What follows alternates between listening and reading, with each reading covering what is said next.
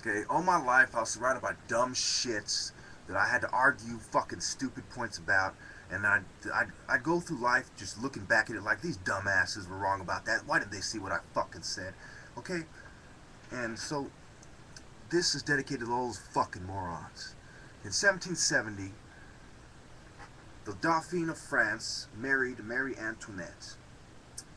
In 1774, in May, Louis the 15th died, and Louis the 16th took power. Okay, we'll start back at the 711, more invasion of Europe, on to the Crusades, on to 1492. Columbus used a Moor navigator to get to America. 1519, Cortez founded a Cuban city. In 1619, English colony buys the first slaves. 1622 is when the first American-Indian War started. And 1712, you get the Willie Lynch letter. 1776, Declaration of Independence. Weishaupt, American Revolution.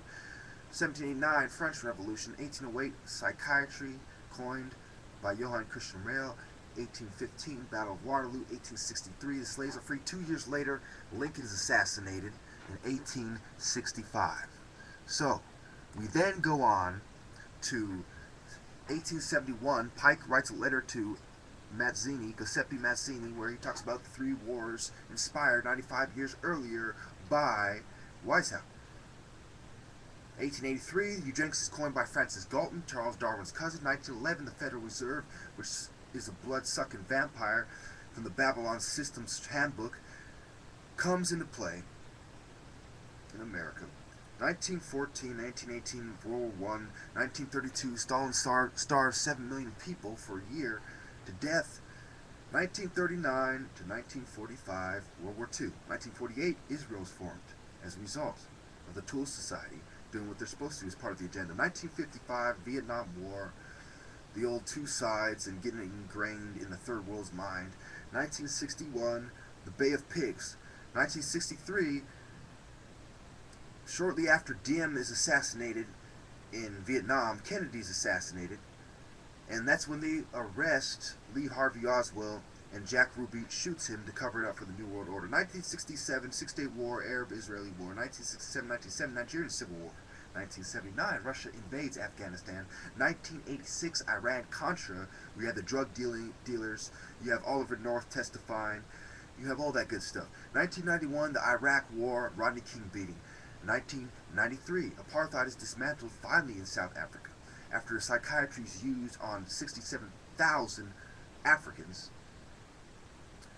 who are called inferior by the psychiatrist scum who are doing it. Meanwhile, psychiatry is being practiced all over the world, including right here in America, right here in California.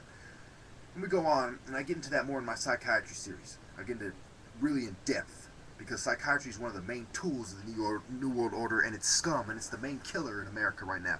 So we go on to 2001, 9/11 happened, George Bush announced the New World Order, it's like Gordon Brown, you got Zabriskie, Kissinger, you have the Prince of the Netherlands, on and on. Queen Elizabeth, all these people openly talking about New World Order. So, what you have is them controlling both sides, them acting like scum, and them doing what they always do. This is that let them eat cake bitch. Okay? Their answer to the problems of the world is to manipulate your mind and to use food against you.